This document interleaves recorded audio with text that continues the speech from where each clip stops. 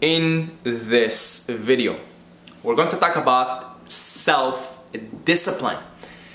I'm not gonna yell at you, don't worry, I'm not gonna tell you how to be disciplined. In fact, if you wanna learn how to be disciplined, go watch some other video. This is gonna be a discussion, this is gonna be a talk about discipline in which you might be able to apply it into your life to become more disciplined. But I'm not going to tell you here's how to be disciplined, because as you will get to see, there isn't really a way to be disciplined.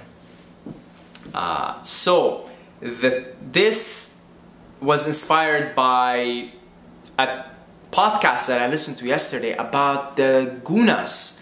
The gunas in Hinduism is essentially the three aspects of creation. The three major ways in which energy expresses itself within the illusion, within the Maya. And anything in creation is Maya, it's illusion, it's the creation. And within that illusion, energy expresses itself in these three major ways, okay? And they're called the gunas. The first way is tamasa, second way is rajasa, and third way is sattva. So, tamasa, a tamasic expression of divinity, that's associated with lethargy, heaviness, immobility, inactivity. So think of the last time you had a really big nasty meal, okay? Just not very good for you, you know, too oily, you know, it's just too much sugar, you ate too much, and how did you feel after? Lethargic, tired, fatigued, you can't even put the thoughts together properly, right? You can think of it in that moment, you're experiencing the tamasic expression of the universe, a tamasic energetic expression, okay? A rajasic expression of divinity is activity. So you're really active, you're like out into the world, you know, like you're just kind of doing your thing and just running around, doing this, doing that, doing this, doing that. And I would say most of us are operating in the rajasic expression of energy, you know, especially if you're in North America, especially if you're living in the West, you know, because the society is a rajasic society. It's driven by do, and there's not a lot of being. Sattva, so a sattvic expression of energy, is associated with lightness, with creativity, with illumination, and just a higher way of being. It's associated with being. So think of rajasic energy as doing, sattvic energy as being, and tamasic energy as lethargy and unconsciousness and not very aware. Okay? So within those three, and I really want to make a separate video exploring them even further, but within these three, let's talk about discipline. Someone who is dominantly, and by the way, we all have all these three energies within us. Keep that in mind. You're not just tamasic or rajasic or sattvic. You're a combination of all three, but there's going to be a tendency for you to be more dominant in one area. You see? So a tamasic type person is just lazy, lethargic, don't want to do anything, no self-discipline whatsoever. Basically, essentially, let's talk about this in the context of self-discipline. No self-discipline. So they tend to be overweight, they tend to be undisciplined. They're living an undisciplined life. Just too lazy, too clouded, too fatigued, always tired all the time, and you know, not very aware. So that's a tamasic dominated expression of energy. Okay, we're all expressions of energy. No discipline. Now a rajasic person, now that's usually a highly self-disciplined being. Okay, that's a self-disciplined expression of the divine, because a rajasic person always says, I can do it. It's me, I got this. As someone with a strong will, is a rajasic dominated individual. And to bring some personal examples here, because it's easy for me to relate, when I started the whole YouTube scene back in 2015, I was clearly a Rajasic dominated person. I was all about my will. I'm gonna do this. I'm gonna, you know, get 100,000 subscribers. It's my will. It's, you know, I got this shit. I got this shit, you know. And I was like, even if you watch my very, very early videos, it's always like motivating and get off your ass and do this. And so I succeeded with that because I attracted the type of people that needed to hear this. Okay? I attracted the type of people that were Tamasic dominated and they need to move to a Rajasic dominated expression of the energy. So the way they would, you can't just go from Tamasic to Sattvic. That's just not gonna happen.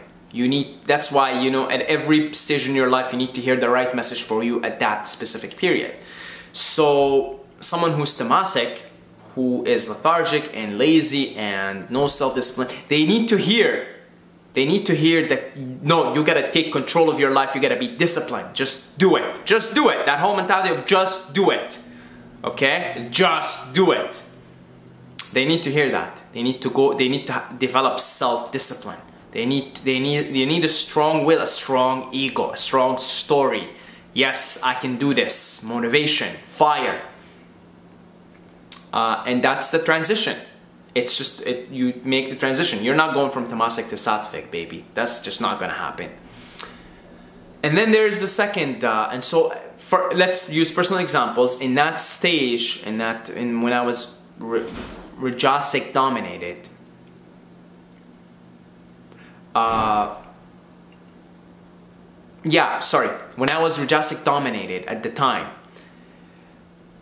I developed a lot of discipline. You know, I was taking cold showers, I was, you know, eating healthy, I was doing intermittent fasting, etc., etc. And I needed to do all of this before I can begin to migrate to a more Sattvic way of being, which I'm still in the process of immigrating, because right now I'm like a mix of Sattvic and Rajasic. But as I am migrating, you know, picking up my bag from the Rajasic scene, from the Rajasic neighborhood and leaving to the Sattvic neighborhood, my idea of discipline, self-discipline, is changed, because now that I am becoming more and more part of the universe, an expression of the Tao, of the way, of the Godhead, the more I'm realizing that I am not even in control to begin with, and God's just gonna do whatever God's gonna do through me. So the more I tune myself into that place, the more I tune myself into the harmony of the Tao, the harmony of the way, the more that the discipline is becoming the way of things. It's becoming a natural byproduct of harmonizing myself with the great Tao, with the universe, with the Godhead, with the Spirit, with the Divine. So I'll give you an example here. I eat once a day. That takes a lot of self-discipline. In fact, even in my Rajasic days, I couldn't do that. Even in my go, you got this, you have strong will, you can do anything, nothing is impossible, I still couldn't have enough self-discipline. No matter how much I conjured up, I could not have enough self-discipline to just eat once a day. Now, how is it that I eat once a day now? And I don't even look at it as an act of discipline. I really don't. Because the more you harmonize yourself with the Tao, you begin to do actions which are harmonious with the Tao. And your actions become natural byproduct of this harmony. So once you really pay attention to your body, to your digestion, to your body's ability to absorb nutrients and eliminate waste, the more you realize that the most optimal way a human body and a human mind and a human consciousness functions is if you eat once a day. And so, because now you're tuned in with the harmony of the way, with the harmony of the Tao, your actions, which in this specific case, the action is eating once a day, it just becomes a natural, almost like, duh, like, yeah, of course you eat once a day, like, what else are you gonna do? Like, you know, it becomes a duh, it becomes a like, come on, like, yeah, of course. And you don't even think of it like, I have to discipline myself to eat once a day. You know, I don't think about it like that. The way I'm eating once a day, it just happened. Like, it just happened. It felt so natural, and it felt like, oh, of course. And then you start to see how your body functions, and it's a lot better. Your skin is super clear. Your energy you're beaming with energy and light, and you know, you're able to formulate thoughts in such clarity, and you're just like, yeah, of course. And then you just eat once a day because that's the most harmonious action you could do. That's the most harmonious way to tune your body and your mind and your spirit into becoming one with the Tao, because you know you are part of the Tao. You're an expression, you're an instrument. So then discipline, you end up doing things which on paper seem like they require such immense self-discipline, when in truth, from that perspective, from that sattvic perspective, where you are an instrument to the divine, you're light, you're more lighter, you're closer to spirit, you're operating more and more in spirit, those actions seem like the most natural, obvious, harmonious things to do. You're not having to use your will. I don't have to use my will and be like, we got 2 more hours to go before you eat. I don't do that. In fact, sometimes I forget to eat. I forget, and I probably today's gonna be one of them, because I'm so involved in making videos today. You know, when I say I forget to eat, it means like it's been 23 hours since my last meal, and I haven't even looked at the clock and see, oh shit, time for me to eat. So then sometimes I end up going 2-3 hours overboard of what I initially need to do, which is, you know, eat once a day, so you get an hour of eating, just because I'm not even paying attention, because it's like the most natural thing to do, because you realize you're in harmony with the Tao. You know, and so you don't do it out of self-discipline. Self-discipline requires thoughts. You have to go into your ego. You have to go into your mind. You have to create a story there, like I am strong, I am this, I am that. You need to do all of that to develop self-discipline. And guess what? While you do that, you'll be looking at the clock saying, no, you got this, you got 3 more hours, you can do it. And that's not a good long-term solution.